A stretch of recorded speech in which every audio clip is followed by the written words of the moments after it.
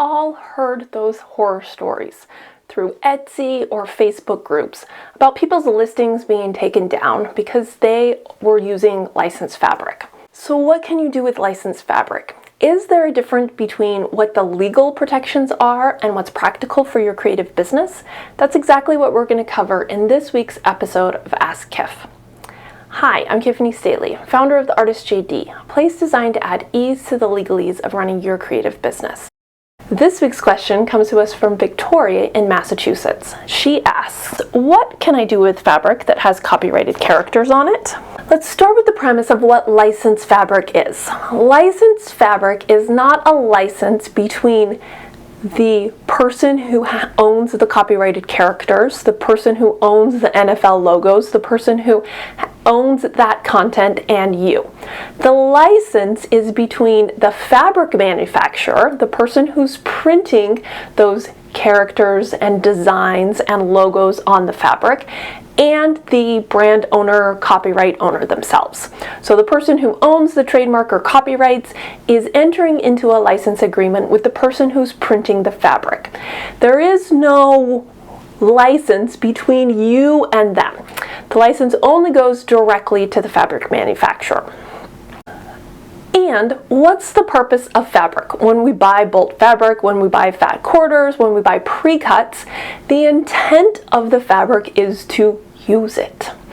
And unless there's an agreement between you and the other person, you and the person you're purchasing from, there are no restrictions on how you can do that. Last week's video, we talked a little bit about those old shrink wrap licenses, that when we bought software, we weren't actually purchasing the software, we were purchasing a license to buy the software. So legally, there is no license between you and the person who owns the copyrighted characters, and that license is directly with the fabric manufacturer.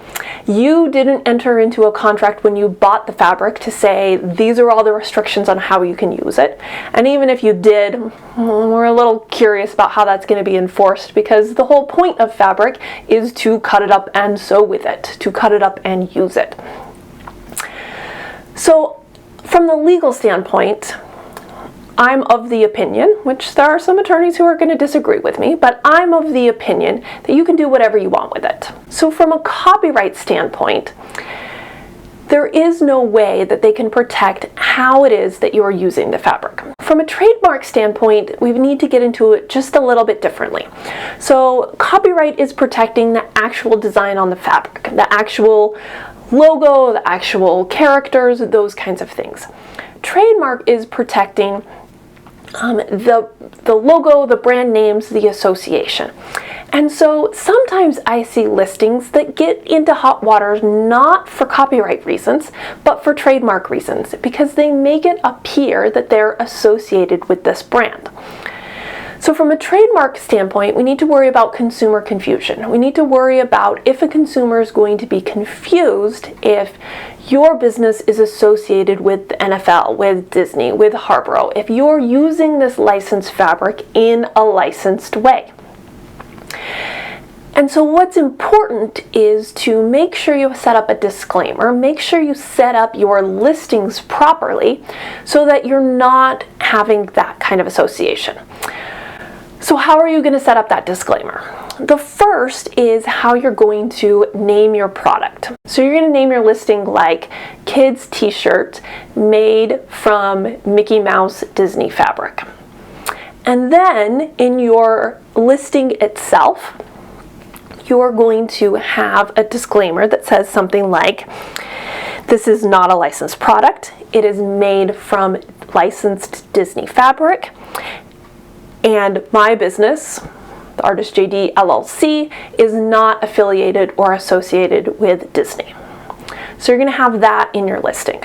So from a copyright standpoint, you can do whatever you want with the fabric. From a trademark standpoint, we're going to make sure that there's no association assumed on the part of consumers between you and the brand because you're using this fabric.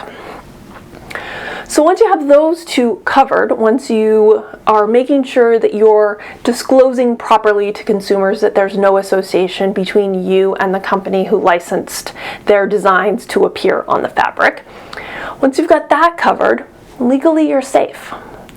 But that doesn't mean that these companies aren't going to send Etsy notice to take down your listings. That doesn't mean that they're not going to send you a cease and desist letter. Just because they know that they're probably not going to win if you fight them, doesn't mean they're not going to try to scare you off. It doesn't mean that they're not going to try to scare you off by sending you the cease and desist letter, by sending down the DMCA, which isn't really not a DMCA, but sending Etsy the trademark infringement notice to get your listings taken down. So I want you to consider how emotionally and you would respond to that kind of thing happening.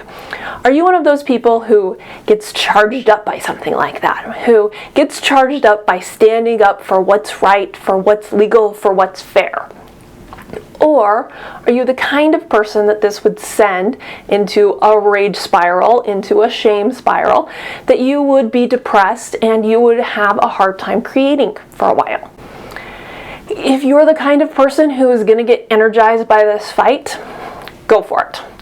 You know you're in the legal right, you're going to be able to stand up for yourself. If you're the kind of person that isn't going to want to have to fight when this happens, then maybe it's time to consider what other materials you can use so that you don't have to deal with this.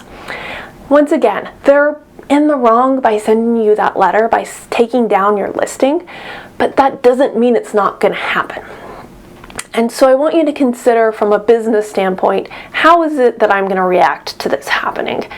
And how is that going to impact my business, my productivity, my creativity? Next week, we're going to shift gears and start talking about building your team and what you can and can't ask independent contractors to do on behalf of your business. So make sure you don't miss that episode.